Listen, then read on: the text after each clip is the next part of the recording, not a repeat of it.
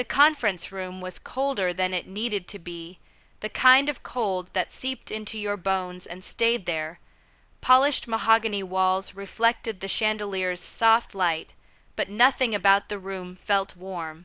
Everyone had come dressed in black, yet grief was the only thing missing. What filled the space instead was expectation. Sharp, restless, hungry. They sat around the long table like royalty waiting to divide a conquered kingdom. My uncles whispered to each other, already smiling. My aunts dabbed their eyes with tissues they hadn't used all morning. My cousins pretended to look solemn, but I could see it in the way their fingers tapped the table. They were counting money before it was even theirs. And then there was me.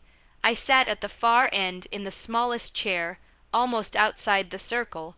No one asked me how I was. No one offered me water. To them, I wasn't family. I was a reminder of what they didn't want to see. The granddaughter who never fit in, the one with big dreams and no inheritance expectations. The lawyer cleared his throat and the room fell silent. He began reading the will of my grandfather, Arthur Blackwell, the billionaire everyone claimed to love only after he died. $10 million to my eldest son. Relieved sighs filled the room, $5 million to each daughter.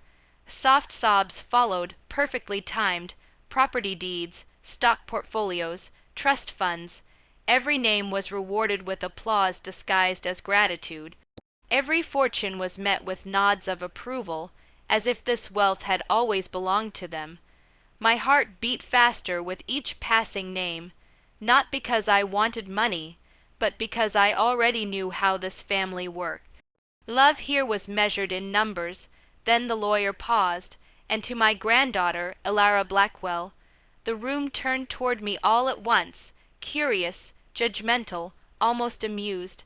I straightened in my chair, my palms damp.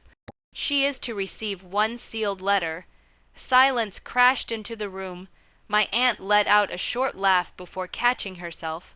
My cousin leaned back, smirking openly now. Someone whispered, "That's it." I felt my face burn, not from shame, but from betrayal. 8 years of being ignored.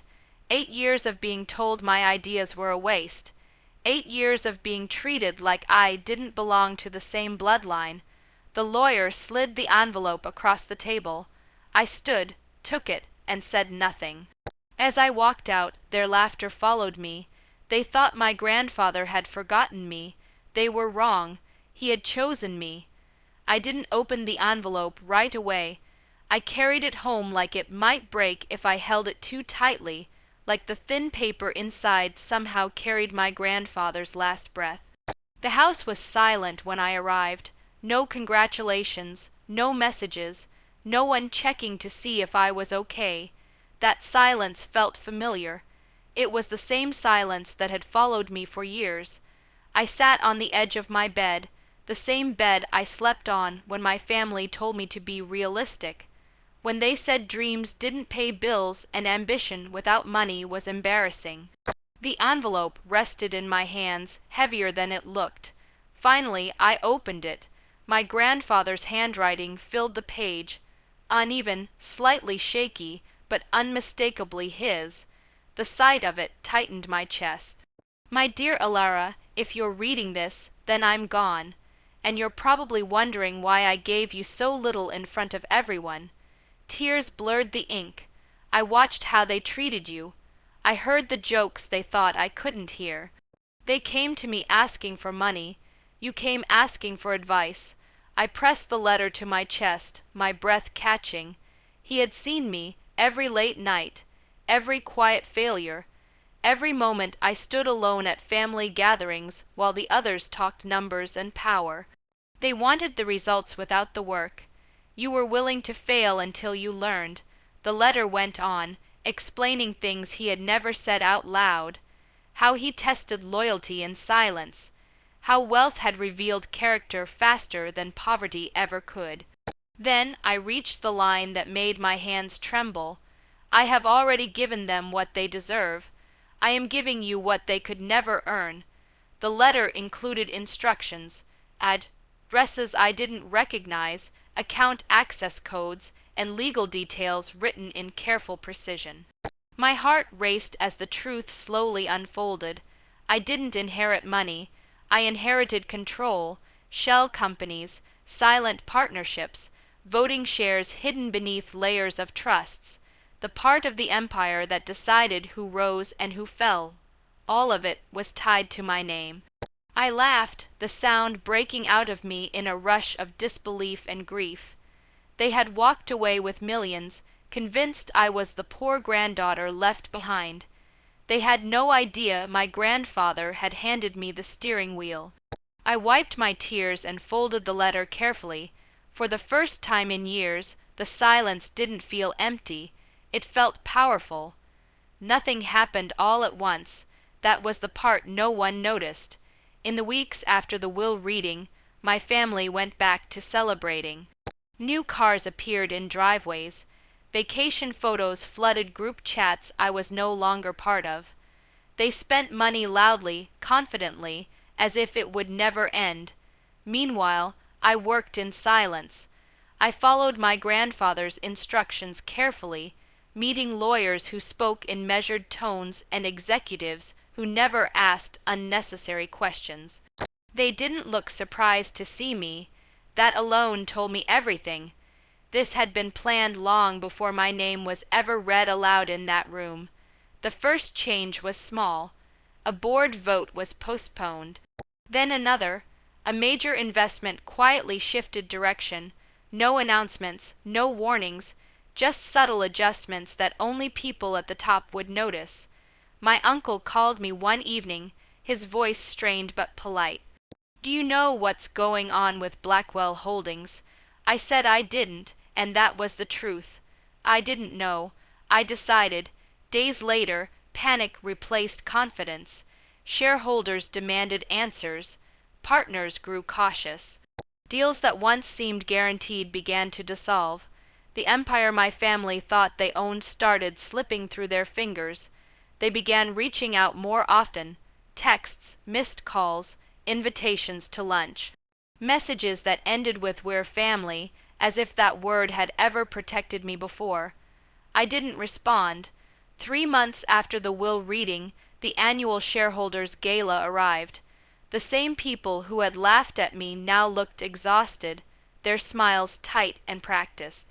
I walked in quietly, dressed simply, unnoticed at first. Then the room shifted. Whispers followed me, heads turned. The CEO stepped toward me and nodded respectfully, clearing a path through the crowd.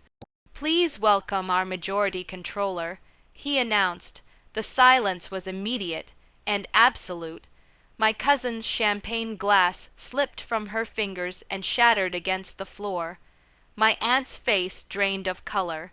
My uncle stared at me as if seeing a stranger. I took the microphone, my hands steady. "There's been a misunderstanding," I said calmly. "You thought inheritance was about money." I let my gaze pass over their stunned faces. My grandfather taught me it was about responsibility. I handed control documents to the board and stepped back. No insults, no accusations, no triumph, just truth. As the room erupted into chaos behind me, I felt something unexpected. Relief. I hadn't taken revenge. I had taken my place. After the gala, the chaos didn't follow me home. The phones stopped ringing. The messages vanished. They didn't understand that their panic had been orchestrated, quiet, and absolute. Not out of cruelty, but precision. I had learned my grandfather's lessons well. Power was most devastating when it arrived without warning. I spent the next few weeks walking the corridors of the empire, quietly asserting control. Every decision I made was deliberate, every change calculated. I didn't need to humiliate them publicly. I didn't need to prove anything with anger. The satisfaction came in the knowledge that the empire I had been underestimated in was now in my hands.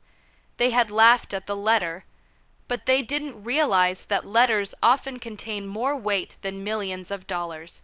It wasn't just about money or revenge. It was about respect. The respect I had never received in family gatherings, at dinner tables, or in boardrooms finally arrived. Not demanded, but naturally recognized. People who had sneered at my ideas for years now watched me make decisions with quiet authority. Their faces, once smug and confident, were now cautious and uncertain. The irony wasn't lost on me. Late one evening, I visited my grandfather's grave. The cold wind whispered through the cemetery, but I felt warmth in my chest. I knelt, placing a single white rose on the stone. I understand now, grandfather, I whispered, tears sliding down my cheeks. You didn't punish them, you protected me. I thought back to the will reading, to the laughter, the pity, and the judgment. It all seemed distant now, almost unreal. I hadn't destroyed their lives. I had simply taken my rightful place. In the end, their money didn't matter. Control, responsibility, and wisdom mattered far more. I turned from the grave with a calm smile. The empire was thriving, not just in profit, but in purpose. I invested in startups, nurtured young founders no one believed in, and built companies where people mattered more than numbers. Every action was a reminder of what true inheritance could be. More than wealth, it was legacy. And sometimes late at night, when I am alone in my office overlooking the city skyline, I think about that will reading. I remember their faces, their laughter, and the smug certainty that I had nothing. Funny, I think to myself, they thought the inheritance was money. They had no idea the real inheritance was me. And now, with every decision I make, I carry that truth forward untouchable, unstoppable, and finally at peace.